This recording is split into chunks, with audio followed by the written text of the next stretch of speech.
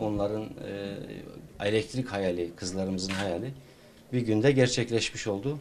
Yeni evleri de bilmiyorum benimsediniz mi? Yasemin beğendin mi? Çok teşekkür ederim. Senin duygularını öğrendim. Evet, çok Neler teşekkür ederim. söylersin? Çok teşekkür ederim. Çok Gerçekten sağ ol, çok teşekkür ederim hepsine. Peki Herkes. bundan sonra inşallah başarımız daha da artar Evet, okulda. İnşallah.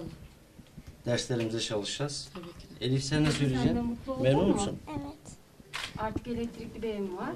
evet, Ders çalışacaksın. evet.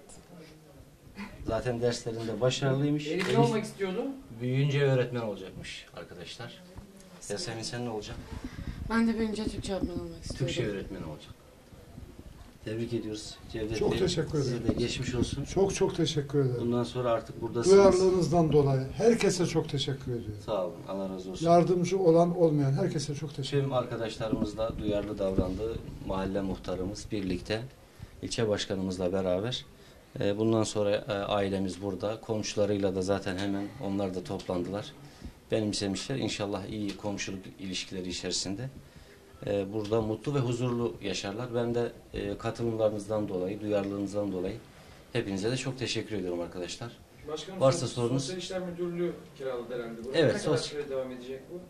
Bir yıl biz karşılıyoruz Cevdet Bey'in kirasını. Bir yıl Onları biz taşıdınız karşılayacağız. zaten onları kendiniz. Tabii hepsini bizim bünyemizde çözdük bu işleri. Başkanım Cevdet Bey'in sanırım iş sorunu da var. O konuda yardımcı olabilir. Onu da şimdi oturup sohbet edeceğiz Cevdet Bey'le ne yapabiliriz diye. Bundan sonra ailemizin, çocuklarımızın üzülmesini asla istemiyoruz arkadaşlar. Onların üzüntüsü bizim üzüntümüz. Onların mutluluğu da bizim de mutluluğumuz. Kadına gül kalk. Dünya tatlısı arkadaşlar. Evet arkadaşlar. Gerçekten çok güzel. Emeğe geçen ve geçmeyen herkese çok teşekkür ederim. Daha önce sıkıntıları neydi? Şimdi hangi sıkıntıların çözülmüş olacak? Daha önce en büyük sıkıntım elektrikti. Şu an çözüldü. Rahat rahat derslerimi yapabileceğim.